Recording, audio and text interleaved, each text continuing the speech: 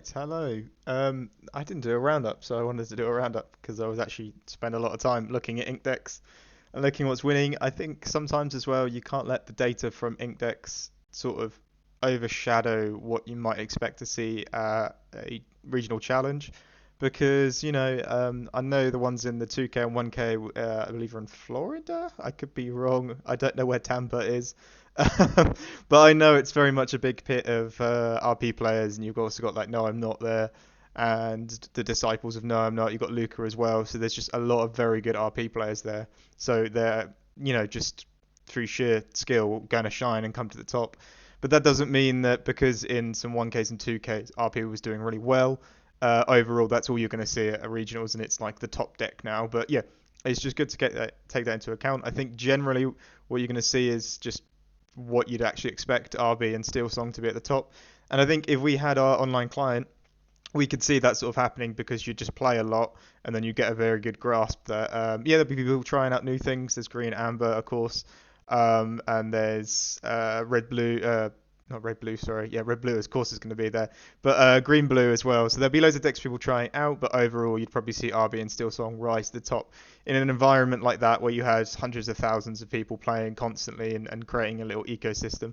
And if we had the meta reports that we used to have from that lovely gentleman who used to make them for us, we'd probably see that shine through, and you'd see like on a big pie chart, most of it red blue, and then some more of it Steel Song. But I still think the data from these is worth looking at, and it's just worth looking at decks as well and seeing what worked well. Of course, most of these are best of three events, so that you need to take that into account as well, as decks requirement is to 2-0 in a regional event. But yeah, looking at them, I mean, at the 2K one at the top, I think it's probably not something that Blue Steel or maybe even any deck needs to tech for heavily, which is the yellow green sort of builds, the Under the Sea, discard deck. Amber Emerald, yeah, because I don't think you can particularly tech for it. If they hit the Diablo turn one, shift it turn two, play an Ursula, make Diablo sing bare necessities, and rip two things out of your hand, or just get a really aggressive start with their discarding, have the Diablos up. There isn't really a tech you can do for that. You can add more chip removal. You can do things like Baboom and fire the cannons, but the problem is if they're going to sing bare necessities, you're likely going to lose that removal option. So, and again, I guess if you really wanted to, fire the cans would be better, and you'd actually just try and stop the shift line, and then other decks don't really have too much to do with that. I think that's still kind of a losing play because what happens when you do that is you basically gave them what they wanted, which was to take one card out of your hand, and if they're a discard deck, they're just benefiting from that.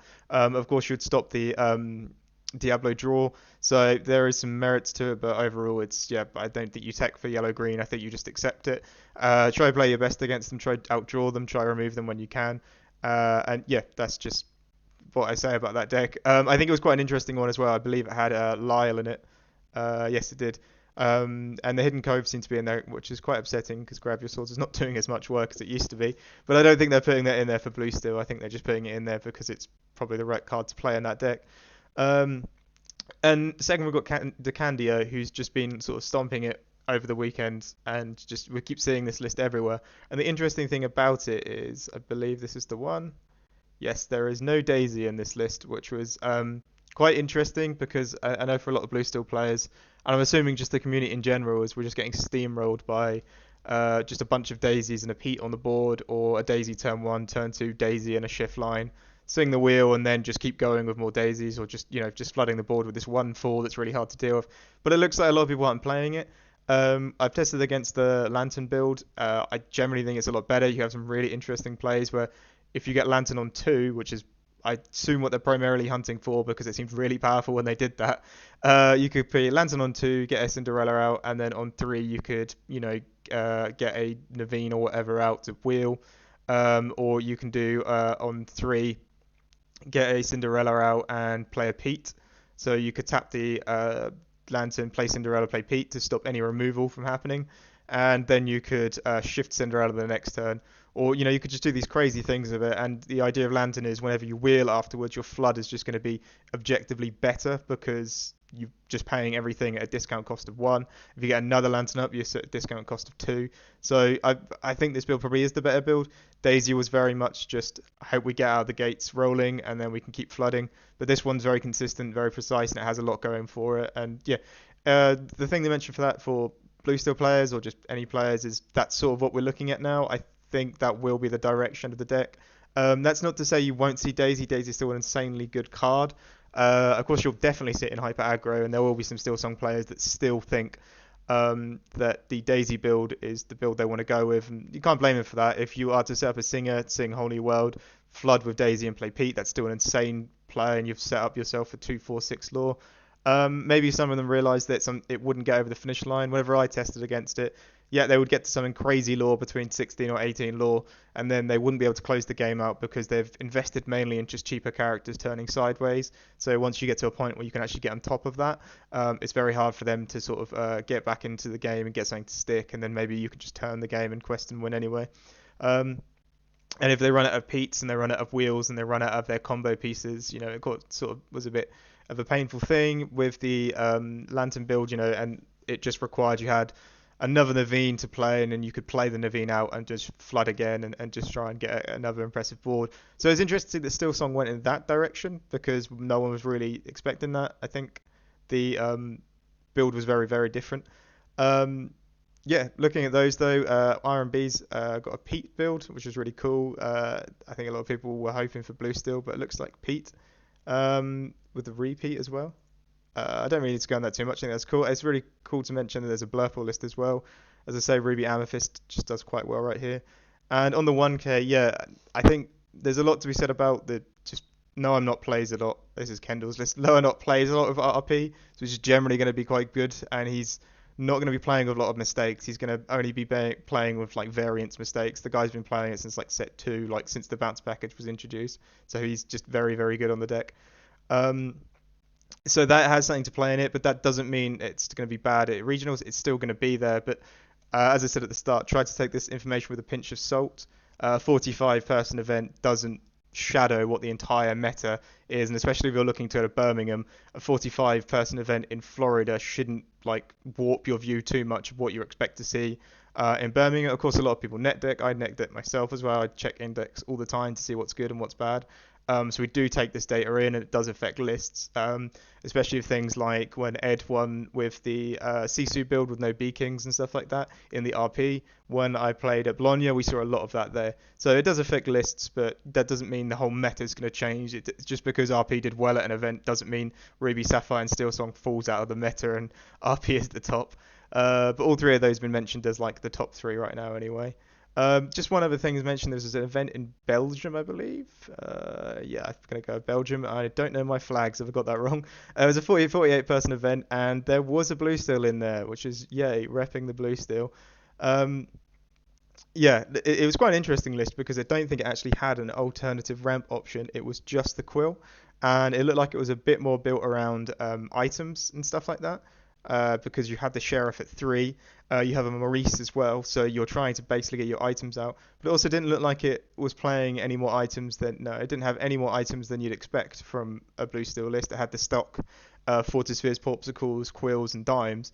But I think as well, as much as we sometimes look at the Fortispheres being really good because we basically in a sense get to play 8 Porpsicles, we could make Tamatoa very good. Looks like this player's gone in a different direction. It's got the Tamatoa in there, but notice that Sheriff of Nottingham is also another card that works really well with there, and they've tried the Maurice in there. I assume the Stitch is for Steel Song, which is kind of really cool there. I haven't really seen that card ever played, but I know it gets mentioned a few times.